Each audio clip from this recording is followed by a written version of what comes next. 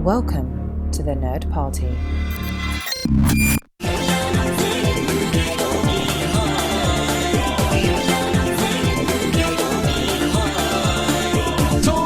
Hello and welcome to the 150th episode of Missing Frames. This is the podcast where we watch all the movies we should have seen by this point in our lives, and I am your host, Shawn Eastridge. 150 episodes? That is insane. And for this insanity, I need somebody who can match the chaos, match the madness of what that episode, what that number represents. And that individual is none other than Brad Gullickson, back again for another anniversary episode. Welcome back, Brad. Dun, dun, dun, dun, dun, dun, dun, dun. I am here to celebrate Superman. We are going to get so sidetracked. If you bring up Superman, it's not even funny. It is Shawn, going to I've spiral. been so jealous of all these celebrating Superman conversations that you've been having. And I'm happy to celebrate the 150th episode and, you know, all your achievements of Missing Frames. But man, I just want to talk Superman with you. I wish I was one of your Superman guests. You are going to be one of, I think you and Lisa, we need to figure out something to have another Superman geek off. So this is going to spiral if we start talking about Superman. We're here. Okay. This is an actual Missing Frame. Like maybe this is the second or third actual Missing Frames episode. I imagine that you have some hardcore Missing Frames audience members who have been just begging for the show to return to its original format. Ship. They're like, what is this Superman nonsense? Yeah, enough of Godzilla, enough of Superman. Like, we're here for the cinema. I mean, we're at 150. That's like we've jumped the shark at this point. So I think Missing Frames has certainly jumped the shark. We are beyond the point of no return. So I'm just pleased that we were finally able to get to this episode. I'm so pleased to have you back because we have been doing this for almost as long as Missing Frames has been around. I think we started on your first episode. I think it was episode 30. It was. You introduced me to Dirty Harry, I believe was the first episode. And then somehow we just got caught in this loop of trading back and forth our favorite beloved films. I think, was The Graduate the first one I did for you? No, it was My Neighbor Totoro. My Neighbor Totoro, that's right. So that was episode 40, and then like 50, 60, 70, 80, and so on and so forth. We've just been trading our greatest hits back and forth, and it's becoming more and more difficult. It is. We've gotten to the point where, well, especially for me, because you have definitely seen more than me, and I am old. I wasn't going to say that, but I mean, I'm not going to. I've got like 40 years on you. You probably do. Yeah, you are well into your 80s at this point. So we are getting to the point where it is a struggle now, and this was a struggle because there's plenty you've shown me. Like, you know, the last episode we did was Escape from New York, Escape from LA, which I had not seen. It was a great episode with John Mills, just geeking out about John Carpenter and those crazy movies. But there's plenty more on your list that I am looking forward to. Do you have a favorite movie that I have introduced you to? It's so hard to pick. Like when we've done Big Trouble in Little China, The Adventures of Buckaroo Banzai. I really like looking back on Big Trouble in Little China. I think is one of my fondest experiences. That's definitely one of them. I did love Escape from New York. There's so many, and it's funny, and this is part of why I love doing this show so much. There's so many episodes that like movies that in the episode I might be a little lukewarm on, and like and probably similar with you too, but in retrospect, and Big Trouble in Little China is one of these movies where I was like, 3.5, I liked it, but I look back on it and I'm like, that movie was awesome. I need to watch it again. And that's the same reaction you had to Halloween 3, so all good. Yeah, Halloween 3, definitely the highlight. That's cream of the crop as far as I'm concerned. But it is nice to like be like, the way I see these movies is it informs my feelings towards them. And despite the fact that I'm like, I have to think about Brad whenever I think about these movies, it is nice, and it's a fun way to discover these movies. Yeah, I think my favorite film that you have shown me, that you introduced me to, was the first one, My Neighbor Totoro. Like, Miyazaki, I'd seen films here and there, but I'd never seen that iconic movie. And I'm so glad that I can be a full human now Yeah, with that living in my heart and in my imagination. you finally made it. And Yeah. this episode, we're returning to the realm of anime because there are a few blind spots in your film, your letterbox Yeah. regarding this genre or whatever we want to call it. But this facet of animation, Japanese animation, seems to be a missing frame Yeah, for me. like for whatever reason, I just didn't gravitate towards it as a kid. But I have found in my latter years, now that I'm well over the hill, that anime and manga has a lot to offer me, and I'm glad. It's exciting to like discover all these different doorways for me to walk through. Yes, and the movie we're gonna be watching is Satoshi Kon's Paprika. And Satoshi Kon, this was it was tough because there are a few great options as far as his filmography is concerned that we could have watched. I think a lot of people might be looking at this or listening and saying like, "Oh, you should have done Perfect Blue or Millennium Actress." Point is that there are other options. If you do enjoy this, you can go and watch those later. But those, not Millennium Actress, but Perfect Blue in particular, is very, very dark and emotionally intense. And we're living in a very dark and emotionally intense time. I didn't necessarily want to subject you to that. However, absolutely a classic and maybe fodder for a future missing frame. But Paprika is the first Satoshi Kon movie that I ever saw.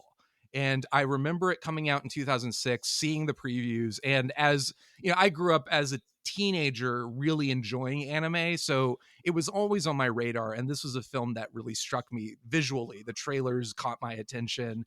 And I'd always wanted to watch it and just never watched it. But then when my son was born and I was home on leave for a couple months, just taking care of him, there were there was no shortage of hours to spend just like watching movies while he slept and like being up all hours of the night.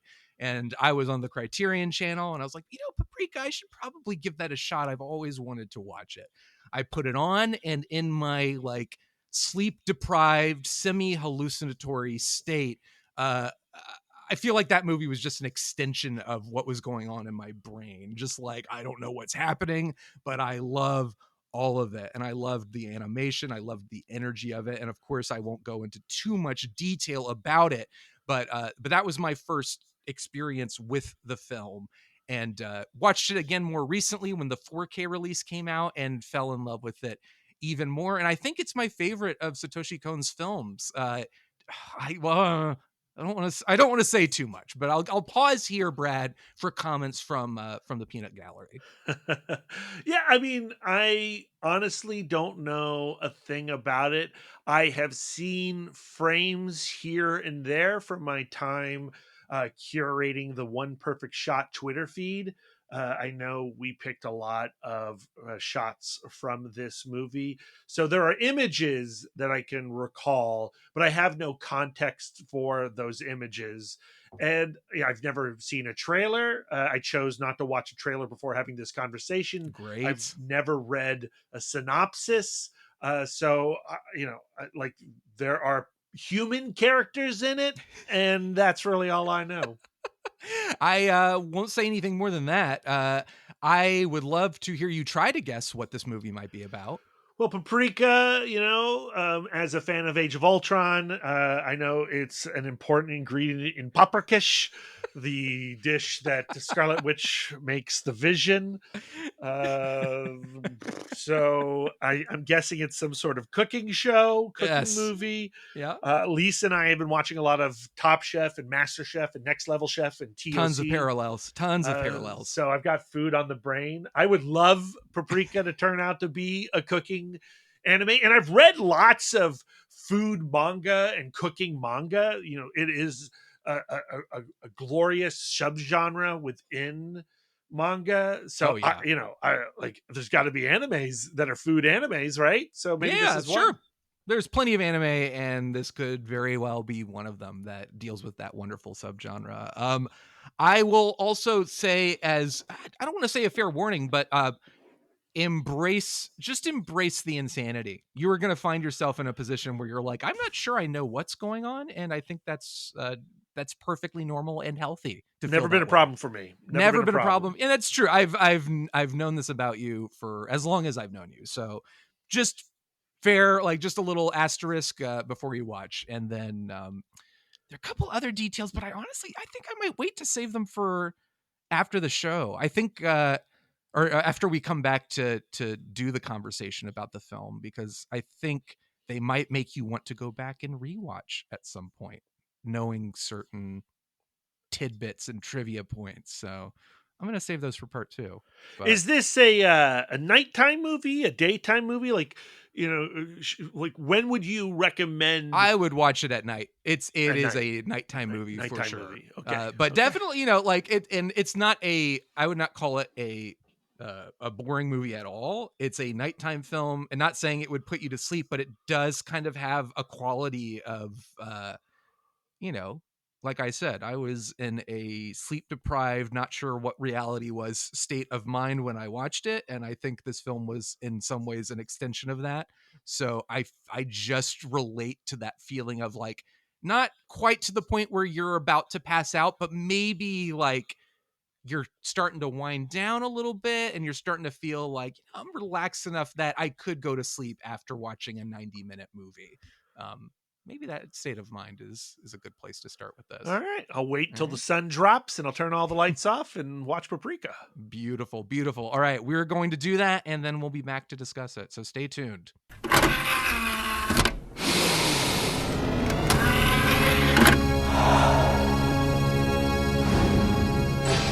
Now available to own on video cassette. Okay, we're back. Brad, how are you feeling? I feel like I've just gotten the missing spice.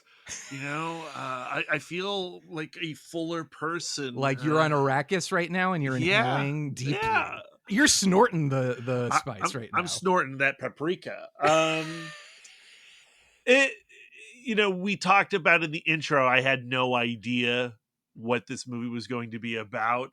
And I love how this film starts just in this really nonsensical place. You're at this circus environment that quickly becomes a surrealist expression. Yes. And I loved that feeling of going, like, whoa, what is happening? Like, I'm seeing the code, or I'm not seeing the code of the Matrix. And I think the first 5 minutes, maybe it's like 3 minutes. I wasn't counting, but like that first burst before we realize it's a dream, although probably at some point I started thinking it was a dream sequence, Right. but during the confusion and the excitement of all this visual imagery and all this wonderful animation, I was like, whoa, all right, let's go, Paprika. Yeah, it is. It throws you right into the deep end, which is great because it's like one of those things where like when you're in a dream, you don't recall how you got into the situation you're in. You're just kind of in that situation and suddenly you are interacting and trying to figure out the situation, even though nothing makes sense. And that's very much what almost all of Paprika is like. It kind of will throw you into the deep end with all this surrealist imagery, with all these crazy scenarios where you're being bombarded with just insane imagery, like beautiful, wacky. I don't know what's going on, but it perfectly encapsulates the idea of dream logic. And you're just sort of like, all right, great. And then you get kind of like a pocket of exposition where you sort of get some kind of explanation about what's going on, but it takes its time, right? Yes. I really respect the format of the Missing Frames podcast. I love just the concept of this show that you have built here, Shawn. And because I respect it so, I resist the urge to watch trailers or to look at the log line on IMDb or, right, dare I say, drop into Wikipedia. Because when you do get a moment like this where you press play on a movie and you know the title and maybe you've seen a still online and then the movie just goes. And because this one starts off so surrealist, like it's rewarding to catch up with the movie as it progresses. And it would be one thing too if the movie was like, in a weird way, Satoshi Kon is able to anchor it with humanity, even when it's like, this is bonkers. I don't know what's happening. The characters are so lovable and so enjoyable to watch that you're very engaged with what's going on. And I feel like there's a fine line to walk there where in I think in another filmmaker's hands, it could have just been like, I don't know what's happening. I have no connection to anything going on. It's like it's infused with heart and humor. And of course, you know, when the animation looks this incredible, and I own the 4K of this film, and it is stunning. It's one of the best looking 4Ks. You know, I have some animated 4Ks where I don't know if I could tell the difference, but this one, it is like night and day. It is so vivid and detailed, but like in a lot of ways you just sort of feel like, I don't know, I think you connect so strongly with the heart of it, and it allows you to get into those characters' heads even when you're not sure where things are going. You give it the benefit of the doubt because like it's a brisk 90 minutes. Like it is, there's no time to waste. That was the other thing. Like that is the other element that I knew. I did check the runtime.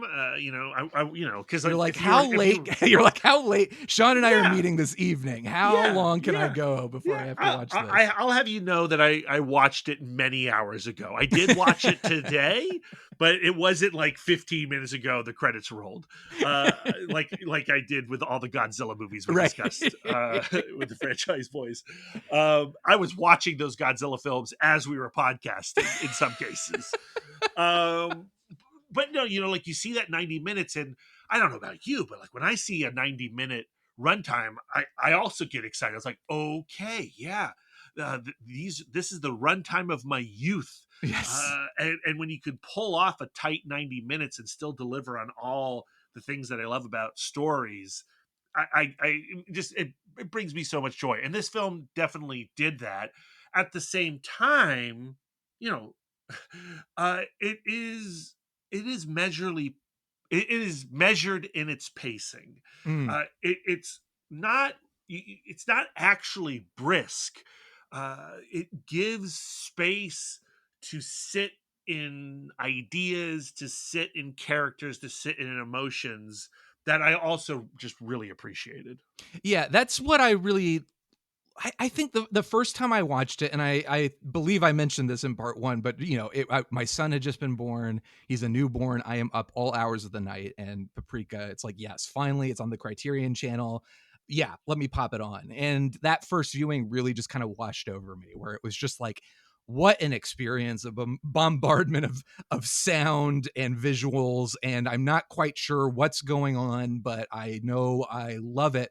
And the second time I watched it more recently, this for this show, this is my third viewing, but the second time I watched it, that's what really hit home for me. Is it's like, yes, the film is constantly throwing something new and creative and fun at you. Satoshi Kon is just, he had such an incredible ability to really capture that kind of dreamlike logic, and it doesn't feel forced. I think some filmmakers try to get into that weird headspace and they go too far, or you can tell they're not quite there and it doesn't work as well.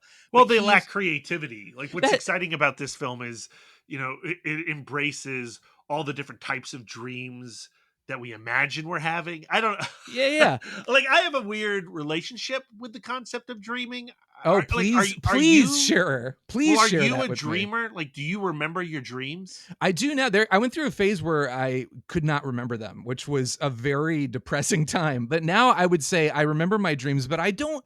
I would say the thing that bums me out about my dreams is they are not as like crazy or surreal. Like, of course, weird stuff happens in them. Like sometimes it's like, oh, I can fly. But what I find is my dreams tend to be locked into a reality, almost like Christopher Nolan's Inception. Like, I think if I would knock, one of the things I would knock about Inception is the dream logic is still tied into the logic of reality in a way that kind of keeps it grounded. And that's what my dreams are like. I talk to people, I have friends who have the most wild dreams. One of my So dear how friends, can you knock Inception if Inception's just showcasing your dreams? because I have a problem with my dreams. I'm like, Nolan, come on. This is too much like my head. This is too much like my head. I don't want that. I want to see some Satoshi Kon madness. Oh, man. But that's like my dreams. I remember them a little bit more than I used to.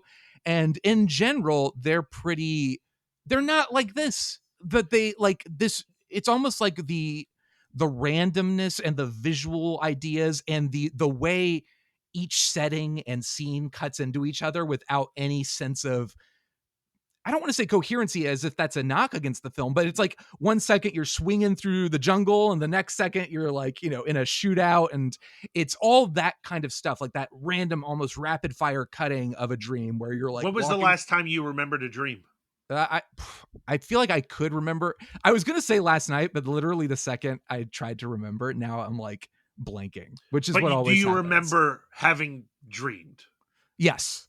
Okay, yes. interesting. So now, okay, but this was about before it got turned on me. It was about your relationship with. Well, I don't with remember my dreams. dreams ever. Oh wow! Okay. Like, my entire life, I have no access to a dream world. Really? And so when I experience dreams in movies, I find myself being very envious. My wife, Lisa, she is a person who dreams every day. They're usually all anxiety based. No. She'll wake up and she'll be just like, all the teeth fell out of my head. And I'm like, oh, that sounds terrible. I wouldn't want that to happen to me. Like occasionally I will have a stress dream. I have had the teeth falling out of my head dream before. Yeah. I can't remember when. I've had like the falling thing, Yes, where you're lying in bed and suddenly you're like, oh, yeah, ah. yeah. I do Yes. get that, not that frequent, but I think I've had that in like the last 6 months.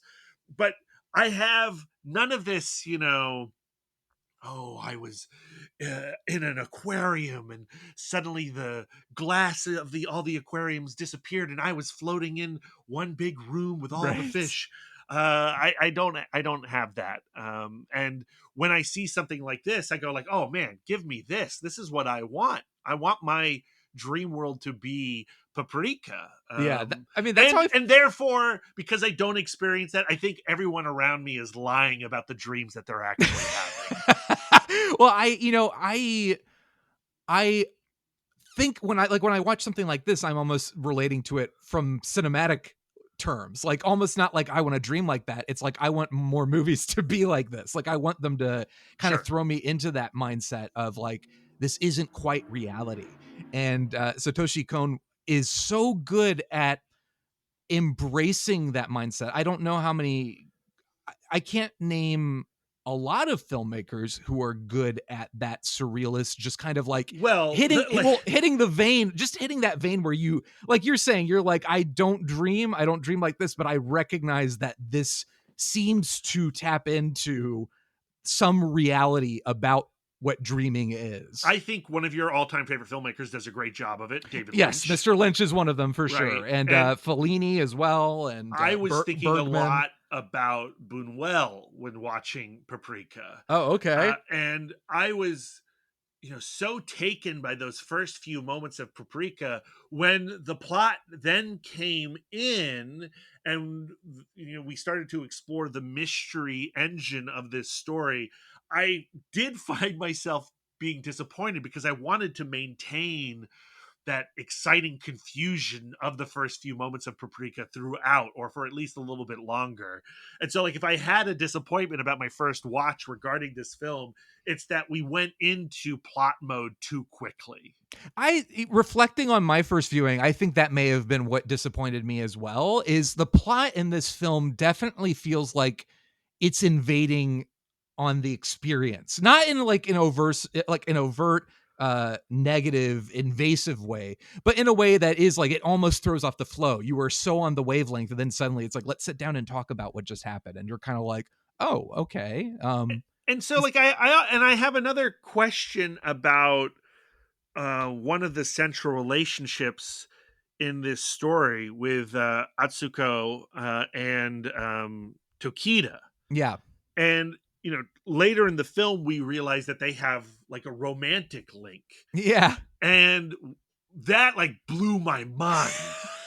Yeah. Because it is not foreshadowed really. Not really. Like, is it in rewatches? Because like I didn't see that coming at all. And when that came, I was like, oh, I thought her and the cop were going to be thinking. And clearly the cop thought it was going to be a thing. And then he has to reckon with like, oh no, she's in love with Tokita. Yes. And the film itself, feels, again, on first watch, towards Tokita as mocking at times. Just that sequence where he just keeps ordering food. Yes. And it's just like the food just keeps coming and coming and coming. And it's like we're making fun of this fat character a little bit. And I'm always like a little weirded out by that kind of humor, fat comedy. Sure. You're not a Nutty Professor or Eddie Murphy. No, I hate it because I like, I was fairly bullied, and I'm a little bit of a chunky man myself. And,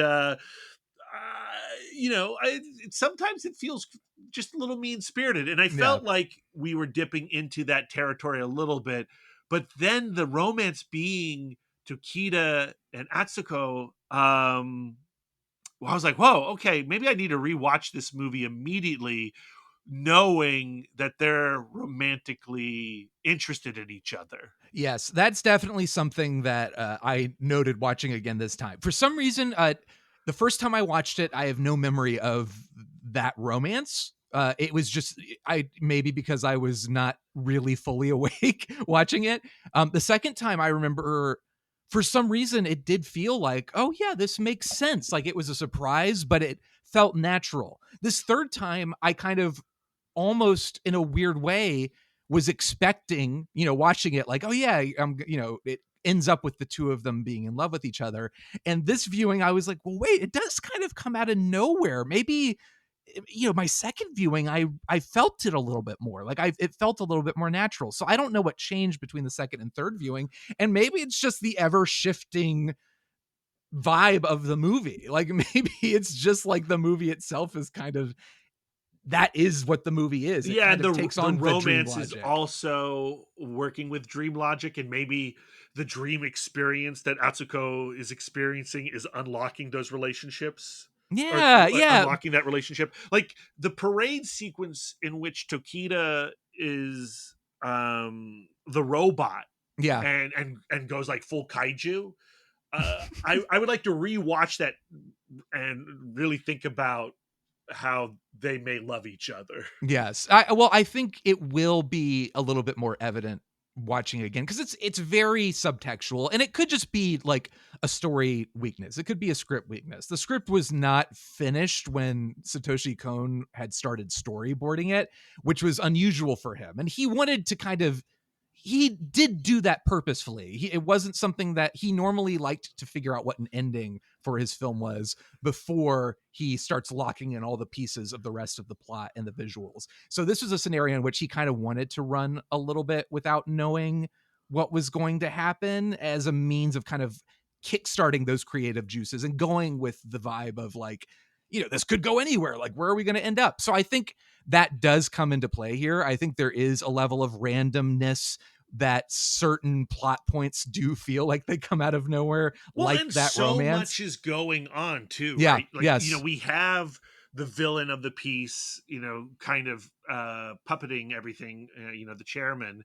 Yep. But then, we have the mystery of Detective Konakawa trying to figure out the meaning of his dream. Yes. And then unlocking this memory, this teenage memory of making movies with his buddy. Yeah. How did you feel about that reveal? Like, I love that. Yeah. Yeah. Well, I was going to say, like, it's such a, like, I picked Paprika as a first Satoshi Kon for you because it is relatively, it's not like it's completely lighthearted, but it is relatively light. There's darkness in it. There's weird stuff in it, and there's nightmare inducing stuff in it. But in general, certain films of his, like Perfect Blue, go full on dark and disturbing. Others, like Millennium Actress, and I haven't seen Tokyo Godfathers, but I hear that's more lighthearted. Like, they do kind of have more of that vibe. But I think what you are almost expecting, it's like, oh, a detective with a dark secret, like maybe he accidentally killed somebody, or it's always like, I shot a kid, Yeah, like the or like Die Hard. childhood trauma of some Yes, kind. exactly. I mean, it is childhood trauma, but not the type that it is, but it's Hollywood like has taught me to look for. yeah, it's like trauma. It's like a sweet trauma, like a heartfelt, like, oh, I wanted to make It's movies with regret. my friend. It's Yes, regret. He grew out of that dream, and he was like, I decided to become a detective instead. But you're expecting something quote unquote significant, as in like you said, the murder of somebody or something like that. And then when you realize it's just like this very sweet guy who had a dream to be a filmmaker, who had a friend who was going to be his filmmaking partner, and then he kind of gave up on that dream. The friend continued to pursue it, but then the friend passed away young because of a disease. I think it was cancer. But he feels that guilt. He feels like he abandoned his friend. And to kind of get to the end of the film and have that reconciliation of his friend kind of absolving him and saying, no, you turned our dream into a reality. You made it your life. For him, I love that. I love that there is a subtext, there is a subplot in this film about rediscovering your passion for something. That moment when we learn, when the detective learns that he became the movie that he and his friend were making, and in the process ultimately did honor his friend's passion that they shared together for filmmaking. Oh, like that is so good. It's And really, then really beautiful. for the last shots of this movie to be him returning to the cinema and seeing posters for Tokyo Godfathers and Perfect Blue, and then Yeah. purchasing a ticket and re-entering the movie house, like incredibly powerful, incredibly emotional. And like I honestly kind of wish that was the movie, Yeah. that we didn't have to worry about the chairman and the chairman becoming this dark god over dreams, Yeah. even though that stuff did deliver some incredible visuals. Yeah, you do want that kind of like that apocalyptic end of world, like battle versus good and evil. There's just But so much going on in this movie. Yes, There's so many threads. I agree with you. I think the detective story in 90 for me minutes. is yes, the detective story for me, I feel like, is the emotional thread that really keeps you invested through a lot of it. Maybe Like, that's because we're just two film bros, right? it could be. I mean, that is, his story is very, very film bro friendly, and that could have a lot to do with it. And it's not, I love Paprika. I love everything with the scientists. Every character is so rich and fun. The villains are terrifying and great and charming. Like, every character is just so well thought out. Like, not even the ones that are kind of like not given second shrift, but we do have some level of confusion when it comes to Tokita and Chiba's relationship, Atsuko's relationship, like their romance, their friendship. It does feel a little, maybe undercooked's not the right word, but it does feel very kind of like, oh, okay, I didn't realize we were going there. In some ways, because the detective story, that might be part of the purpose. Yeah. It also, I'm fully aware that I might have been missing a lot in terms of their relationship on this first watch. So well, that could just be, again, because the detective story is so, it is the emotional anchor of the film. Like, you are so invested in that character because he is so haunted by this thing that you're like, well, I want to know what this thing is. We start the film with him, we end the film with him. So it makes sense that you're kind of watching the detective and you're getting this beautiful, rich story that kind of, combines all of the, you get a mystery, but also a love of cinema and film, and kind of like embracing that love of film. So you're like very invested in that. And then suddenly you realize, like, Atsuko is kind of a strange character. You don't quite get a read on her, and at first you're kind of like, okay, so she's Paprika, or how is this? What is Paprika's relationship to her? Why are they so different? Are they how much, like I was trying to figure out, like, how much control does she have over Paprika? Are they two separate entities? And it took me like just a long time to like just figure out, well, once that was really out in the open. It took me a good amount of time to figure out their Yeah. relationship as entities. Yeah, so there's a lot of like you're figuring out with Paprika's storyline and all of the scientists and everything going on in the dream world, like the chaos of what's going on in the dream world with the villains.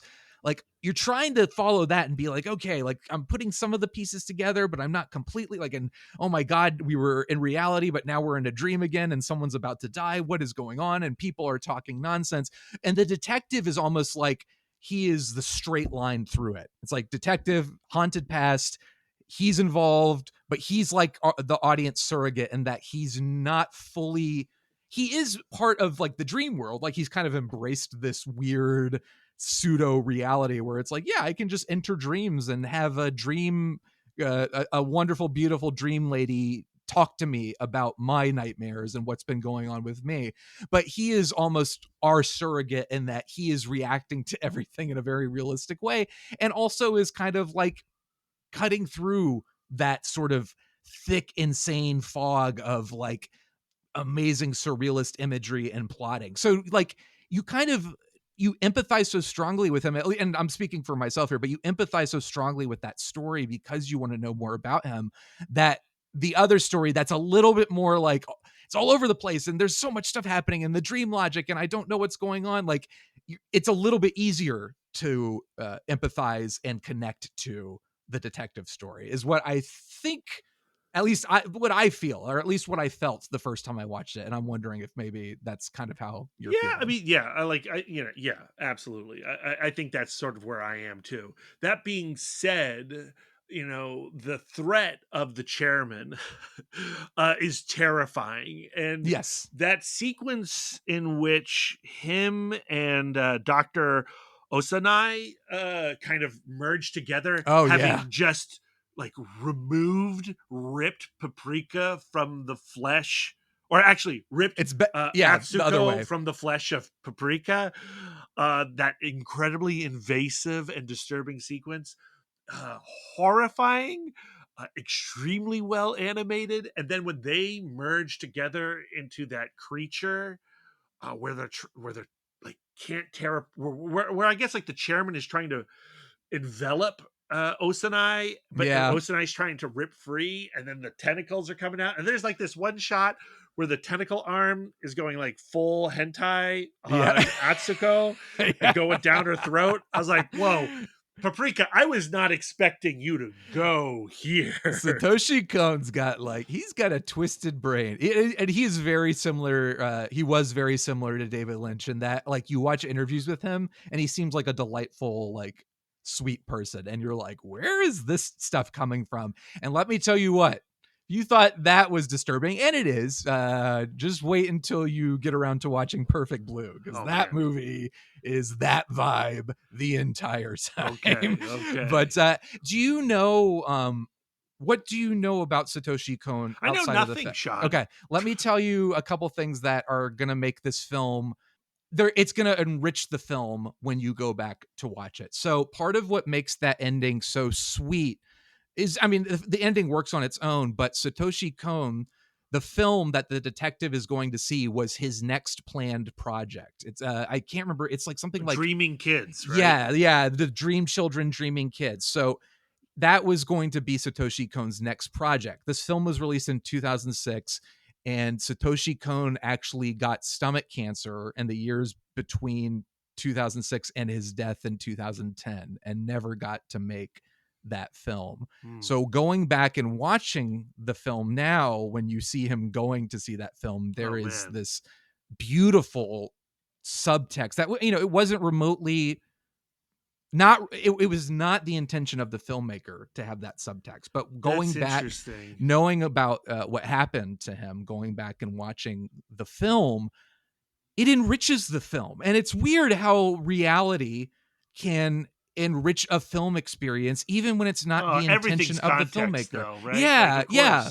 Well, but it's like, I think Paprika without that story is still a wonderful, beautiful film, but in some ways, knowing that it was Satoshi Kon's last movie, and that takes it to ends, a whole different edge. Yes, exactly. And it's, this is stuff that, you know, our listeners, and I would encourage you as well, Brad, like if you're able to handle it emotionally, you know, Satoshi Kon really disappeared from the world for a while and people were like, where is he? And after his death, he had a blog post that he asked to be released where basically he explains, like, I had this disease. I believe it was stomach cancer. Like, I have stomach cancer and I was embarrassed to go out into the world because my appearance just, it took over so quickly and he deteriorated so fast that he was just like, I think the diagnosis was like months before he was Pancreatic gone. cancer. I just looked it up. Yeah, pancreatic cancer. That's it. And it's a really sad, haunting blog post. But then you go back to this film and it, in a weird way, it's like, it does feel like a coda. Almost, not remotely the intention of the film, but it does feel like that going back. And like I said, I haven't seen I've seen most of his films. The only one I haven't seen is Tokyo Godfathers. I've watched Paranoia Agent, which was his anime. That was really, really fun. About 13 episodes, really, really good. So I've seen most of his stuff at this point. And in a lot of ways, I think the reason Paprika, not only because it was the first one I saw, but knowing that about the film and just how it was his last movie, I think in some ways that's kind of why it elevates it around above the others as well. Yeah, man. So yeah, like, that's a lot for me just to you. even process Yes. as you're telling me. Yeah. That, that's like that bittersweetness that filmmakers, storytellers are always chasing. Yes, exactly. So well, how did you feel about the insane parade of just gobbledygook and like if I had nightmares, talking. that would be the stuff of my nightmares. Right. I love, like I said, like it can feel forced sometimes when you go down the path of dream logic, but like for some reason, like even down to the things that the people are saying that are complete nonsense. Well, the doll sequence. Man. Oh yeah. Well, that whole descent, like Paprika's descent into the tree, trying to recover. I can't remember what she was trying to recover, but she goes, like, she's descending into the tree, trying to figure out the mystery and trying to save. I think she's trying to save. What's his name? Takeda. Yes, I think she's trying to save Takeda, and she like is going through like the dolls and like the dark forest and the tree with the face and all that horrifying stuff. And then you find out, like, you think she's awake, but she's not really awake, and it's just I love it. I love all of it. I think I love the parade invading the detective's dream in the theater. Yes, where suddenly they just like spill onto the balcony.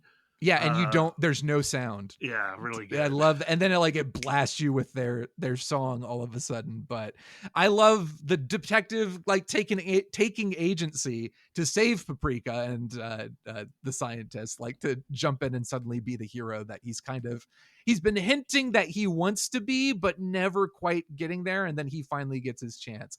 I love all of that. And then I just love that the ending becomes like bonkers, like two giant kaiju like eating each other. I love the kaiju sequence. Yes. The chairman like going full like Attack on Titan. Yes. Yeah. Very scary. Yes. I love the design of him. I think this was based on a book too, which I need to read. Also called Paprika, from Yasutaka Tsutsi. Yeah, Tsutsui. Yeah, you're the one. I'm the Japanese master. But yeah, he apparently originally wanted Satoshi Kon to make the movie. Satoshi Kon had read the book and then was like, I don't think I can. I don't know how you would do it. And then later on, somehow Paprika came back into his life. He was like, oh yeah, I could do this. I have an idea. And what's great is like the author was very, very open to whatever Satoshi Kon wanted to do. I read the synopsis of the book and it seems pretty straightforward, pretty similar as far as like, yes, Paprika is like a dream psychiatrist investigator and the DC Mini is stolen and suddenly people are able to invade dreams. So it seems like the general premise is there. I don't know what the differences are, but I do know that the author was involved with the film, just not from a creative standpoint, but he and Satoshi Kon actually play the two bartenders who are in that like dream space, or the space between they're dreams, so good. the web page. So I love it. That web page is so good. it's great. I love that detail of just the fact that they had both of the creators are in this bar just hanging out. It's interesting, you know, I've now given myself permission to jump on over to the Wikipedia because of what you were saying about Cone. And I'm looking at like the legacy section on Wikipedia, and it's talking about how there's like a whole portion about its influence on Inception. Yeah. And I see my former colleague Ciara Wardlow of Film School Rejects arguing that Inception was influenced by Paprika based on similarities too numerous to be coincidence, from the focus on dream sharing technology to Ariadne's wardrobe to references to Greek mythology, physics-defying hallways, significant dream elevators, and the choice of having a Japanese businessman, Sato, be one of the one to hire Cobb and the dream team, among other things. Yeah, and it's just nice to see Ciara's writing there on the Wikipedia page. I haven't talked to Ciara in maybe 2 years. But that's great, and I totally agree. And what's interesting is I don't know if Nolan has come out and said anything about Paprika, which is Nolan interesting because Nolan is not one to be cool. Like, he's not like coy about his, like, he would be the first one to say like, oh yeah, absolutely. So I'm looking through the same article or the Wikipedia page and trying to see if there was a quote from Nolan. But I don't see anything, but the influence is 100% there.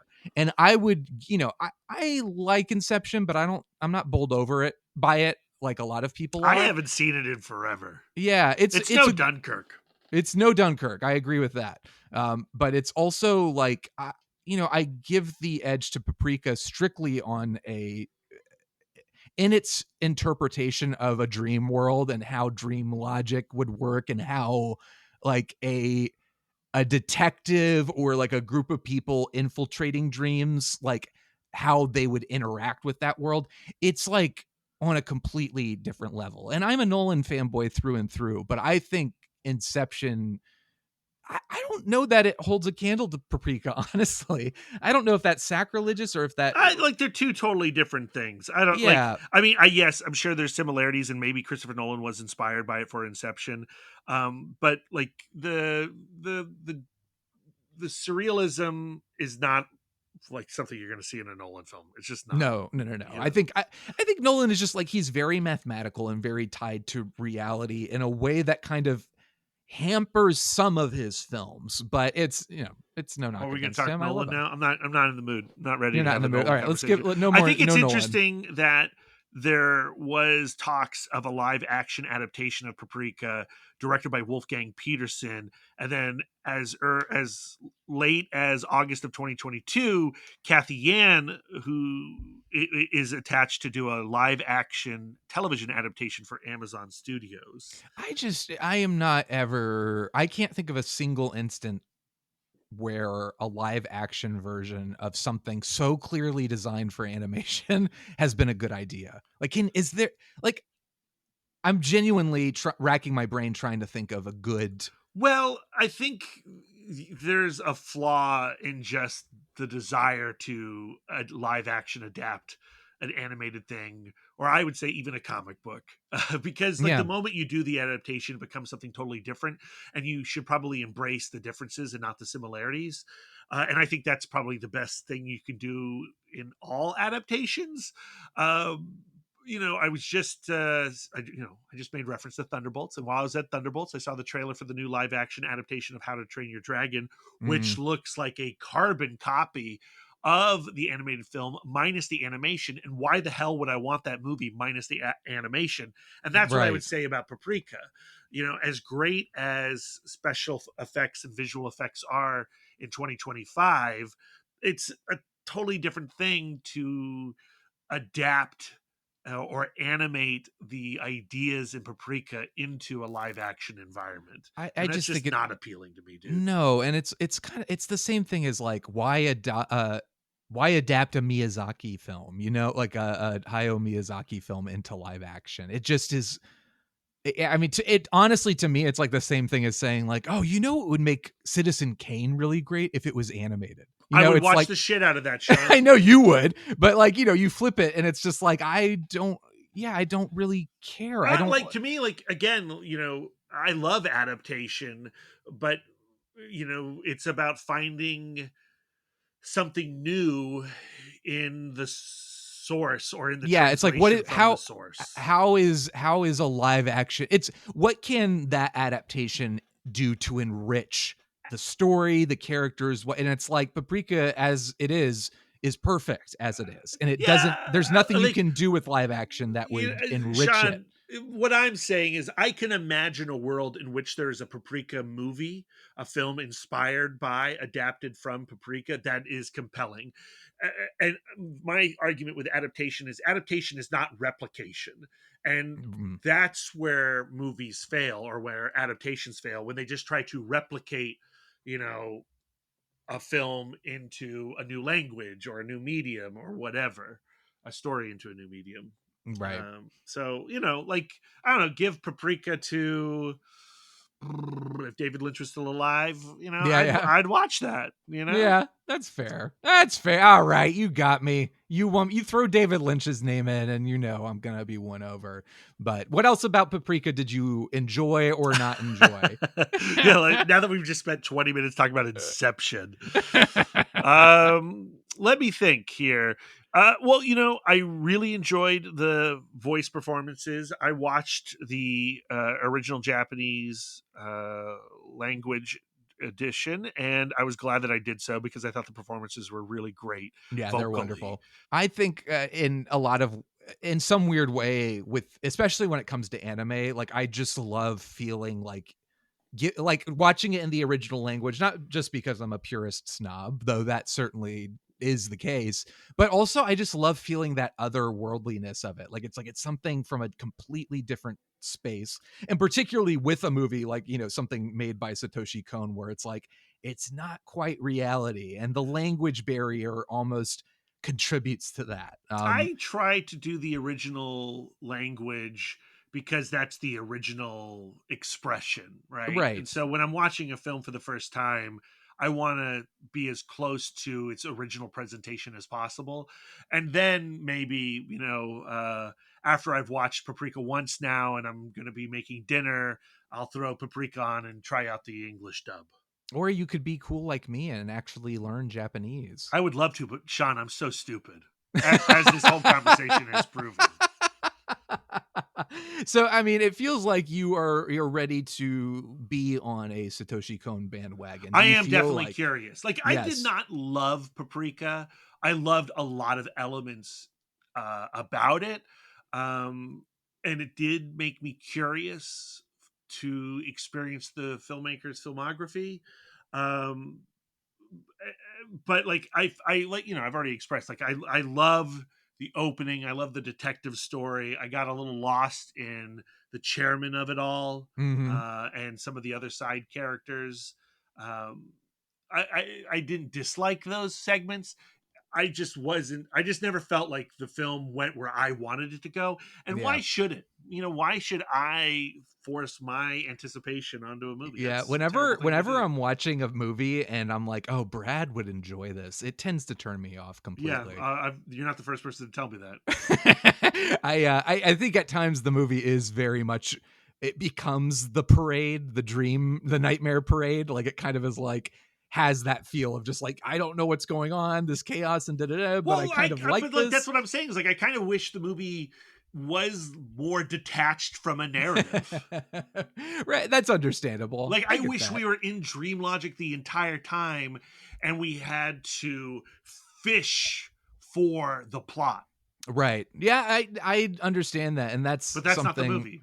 Yeah, it's not. I should write my own damn movie. Well, but I also, like, I'm into that too. Like, I'm inclined to feel that way too. And I think maybe going back and rewatching it at some point might change your mind. I think that's kind of how I felt the first time I watched it. And yeah, for sure.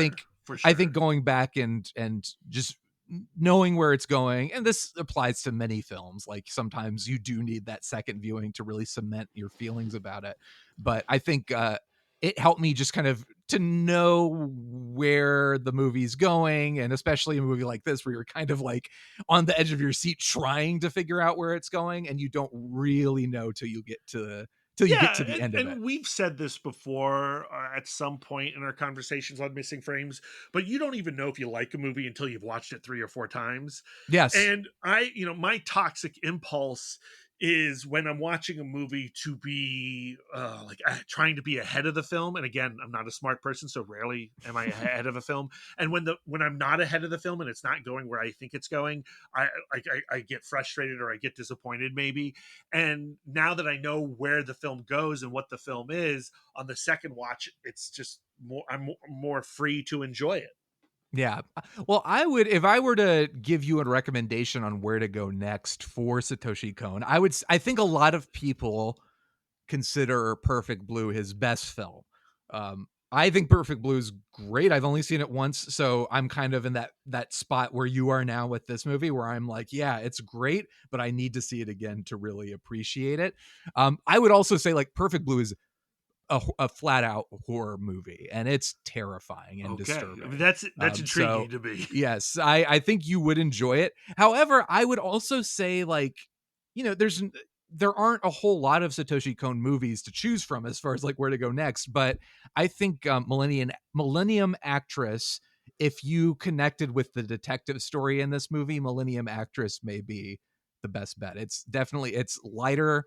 It's still got that kind of dream logic, but it's got that sweetness, and that sweetness is not really in Perfect Blue.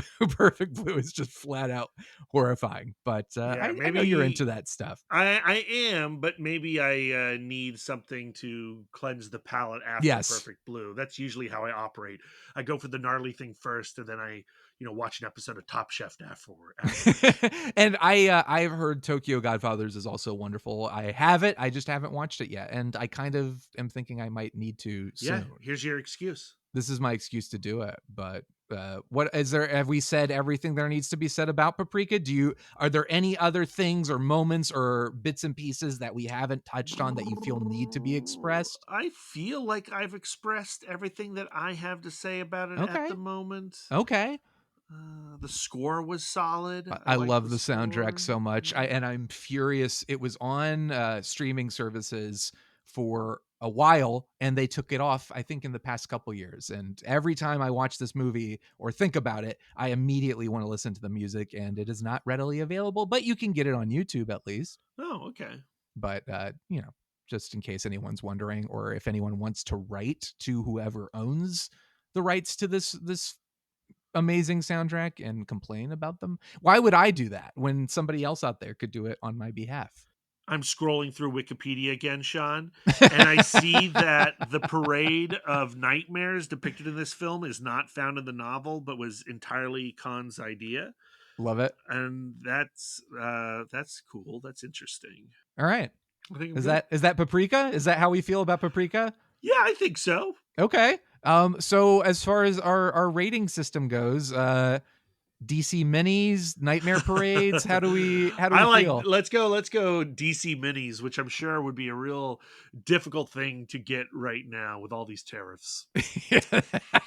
It gets 5 DC minis from me, which I think is obvious. Yeah, I love it so much. Are you disappointed that I don't love it as much as you love it? No, I feel like this is par for the course with us. Like I think is typically that true? well, not necessarily. I think there are films that you have enjoyed more on our anniversary episode watches, where we're introducing each other to films that we really, really love. There are films that you've introduced me to that I've said like, oh yeah, 3.5, like Big Trouble in Little China, that I, in retrospect, think about and I'm like, God, I love that movie. Yeah, that's a great movie. There may be movies that you feel that way about that I've introduced you to, and maybe this will be one of them. But until then, what are you giving it DC mini wise? Yeah, I'm just processing your 5 DC minis still.